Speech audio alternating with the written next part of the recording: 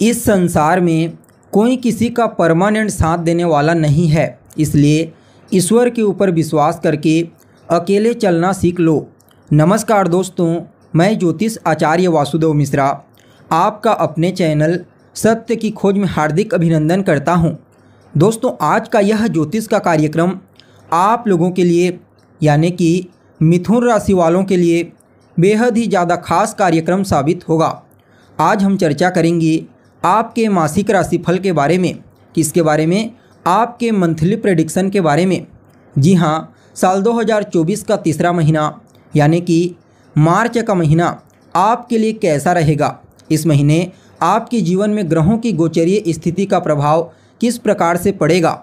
जी हाँ, सूर्य से लेकर केतु पर्यंत पूरे 9 के 9 ग्रह इस मार्च के महीने में आपके जीवन में क्या कुछ बड़ा बदलाव कर सकते हैं और इस महीने आपका स्वास्थ्य कैसा रहेगा, आपकी शिक्षा कैसी रहेगी, आपकी लव लाइफ, आपका दाम्पत्य जीवन, आपका पारिवारिक जीवन कैसा रहेगा, भाग्य, करियर, बिजनेस, व्यापार और फाइनेंस के दृष्टिकोण से यह मार्च का महीना आपको कितनी मजबूती प्रदान करने वाला है। साथ ही साथ इस महीने के प्रभाव को और ज़्यादा बेहतर और श्रेष्ठ परिणाम प्रदायक बनाने के लिए क्या उपाय आपको करना चाहिए, ये तमाम प्रकार की जानकारी आज के इस ज्योतिष के कार्यक्रम में आपको बताएंगे। इसलिए कार्यक्रम को बिना मिस किए अंत तक देखने का प्रयास कीजिए। अगर आप भी एक मिथुन राशि के जातक हैं तो, और अगर आप अपनी जन्म कुंडली पर हमसे परामर्श लेना चाहते हैं तो वीडियो में और डिस्क्रिप्शन बॉक्स में हमारा कॉन्टैक्ट नंबर आपको मिल जाएगा, जहां से आप व्हाट्सएप के माध्यम से या फिर फ़ोन कॉल के थ्रू अपॉइंटमेंट लेकर अपनी जन्म कुंडली का विस्तार पूर्वक अध्ययन करवा सकते हैं। तो दोस्तों देखिए, जब मार्च का महीना प्रारंभ हुआ तो गोचर कुंडली में मिथुन राशि से 9 ग्रह की स्थिति कुछ इस प्रकार से देखने को मिली।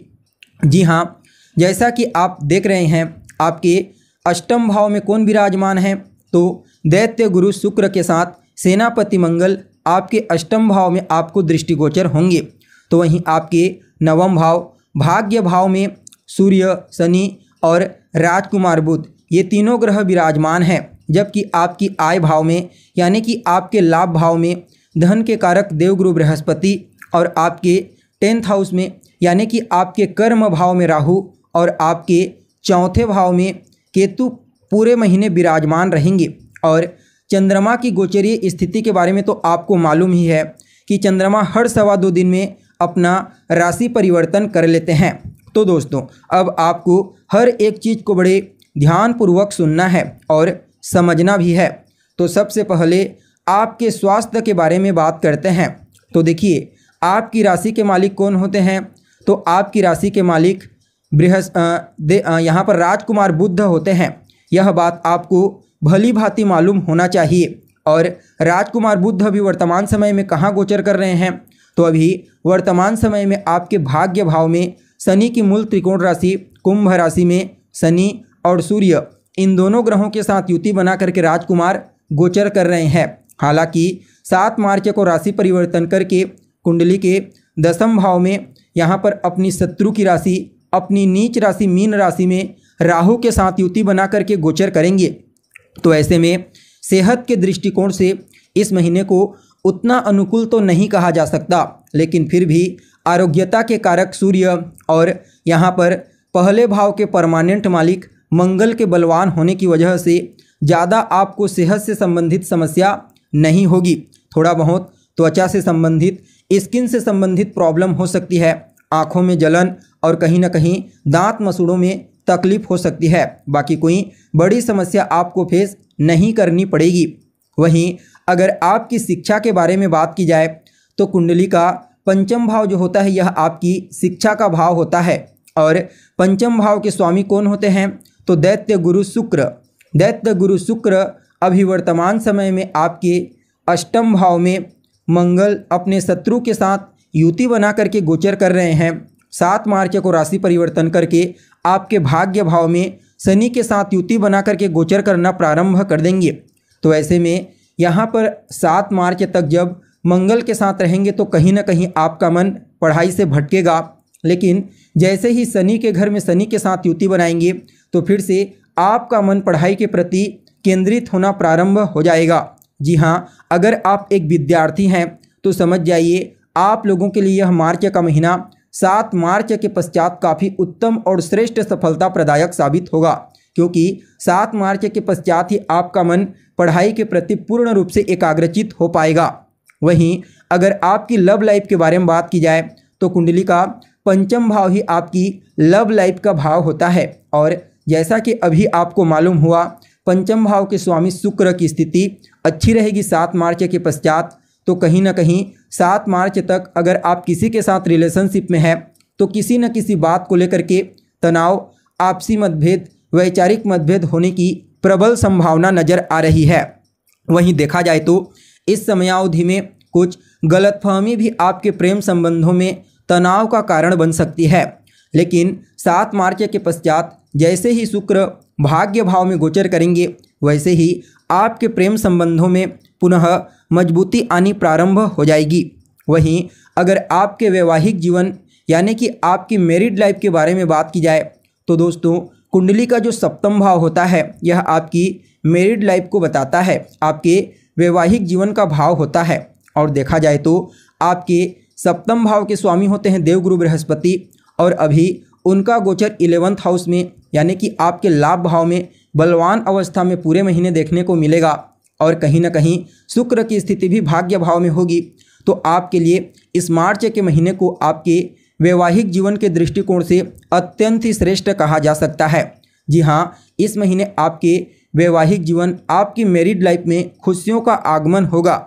जीवन साथी के साथ आपके रिश्ते मधुर होंगे। कहीं ना कहीं जीवन साथी आपके ऊपर विश्वास करेगा और आप भी जीवन साथी के ऊपर विश्वास करेंगे। इससे आपके रिश्तों में मधुरता के साथ मजबूती भी आएगी। अगर आप अपने पार्टनर के साथ मिलकर कोई नया कारोबार शुरू करते हैं, कोई नया काम धंधा, तो समझ लीजिए यह मार्च का महीना आपको तरक्की की ऊंचाई पर पहुंचा देगा। देखा जाए तो निश्चित तौर पर इस महीने आप अपने पार्टनर की वजह से ही विशेष लाभ को प्राप्त करेंगे। वहीं अगर आपके भाग्य के बारे में बात की जाए तो कुंडली का नवम भाव जो होता है ना दोस्तों, वह आपके भाग्य का भाव होता है। और नवम भाव के स्वामी कौन होते हैं? तो शनि देव बनते हैं आपके भाग्य भाव के स्वामी। और अभी वर्तमान समय में आपके भाग्य भाव से ही शनि देव बलवान अवस्था में गोचर कर रहे हैं। साथ ही साथ यहाँ पर शनि देव के साथ सूर्य और बुध, ये दोनों ग्रह भी युति बना करके गोचर कर रहे हैं। और भाग्य का अति विशिष्ट कारक ग्रह देवगुरु बृहस्पति भी अभी वर्तमान समय में लाभ भाव में बलवान है। तो ऐसे में इन चारों ग्रहों की मजबूती के चलते आपका भाग्य विशेष रूप से इस महीने आपका साथ देगा।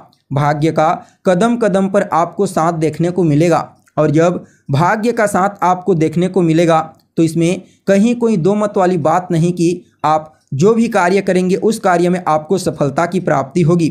जी हाँ, इस महीने आपकी इच्छा पूरी होने वाली है, चाहे वह इच्छा किसी भी प्रकार की इच्छा क्यों ना हो। साथ ही साथ देखा जाए तो इस महीने आपका मन धार्मिक क्रियाकलाप में, अध्यात्म के क्षेत्र में देखने को मिलेगा। आपको अपने वरिष्ठ जनों का, अपने गुरुजनों का, अपने पिता का और कहीं ना कहीं अपने बॉस का विशेष आशीर्वाद और स्नेह प्राप्त होगा। और उन्हीं के ही आशीर्वाद और स्नेह से आप सफलता की ऊंचाई प्राप्त करेंगे। अगर आपके करियर और आपके बिजनेस व्यापार के बारे में बात की जाए तो कुंडली का जो 10वां स्थान होता है ना दोस्तों, यह आपके करियर का होता है और 7वां भाव आपके बिजनेस व्यापार का होता है। तो ऐसे में अभी वर्तमान समय में आपके 10वें भाव के स्वामी यानी कि देवगुरु बृहस्पति बलवान है लाभ भाव में, और आपके 7वें भाव के भी स्वामी देवगुरु बृहस्पति ही बनते हैं। तो ऐसे में आप समझ सकते हैं कि आप सभी मिथुन राशि वालों के लिए यह मार्च का महीना आपके करियर के दृष्टिकोण से भी और आपके बिजनेस व्यापार के दृष्टिकोण से भी उत्तम और श्रेष्ठ सफलता प्रदायक साबित होगा। अगर आप लंबे समय से जॉब के लिए प्रयत्नशील हैं, चाहे गवर्नमेंट सेक्टर में हो, प्राइवेट सेक्टर में हो, तो समझिए इस महीने आपको जॉब की प्राप्ति होगी। और अगर आप किसी भी प्रकार से व्यापार करते हैं तो समझिए उस व्यापार को विस्तारिता प्रदान करने के लिए आपके पास योजनाएं तो आएंगी ही आएंगी, साथ ही साथ फाइनेंशियली सपोर्ट आपको प्राप्त होगा। फलतः यह महीना आप सभी लोगों के लिए अद्भुत और श्रेष्ठ परिणाम प्रदायक साबित होगा।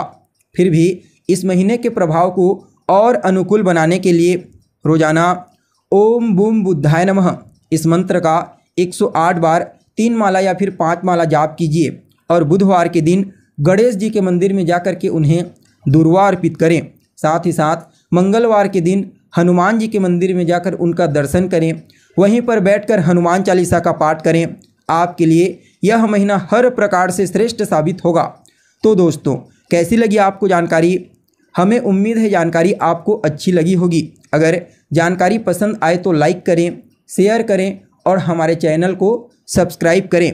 तो चलिए फिर मिलते हैं एक नए और ताज़ा एपिसोड में। तब तक के लिए नमस्कार।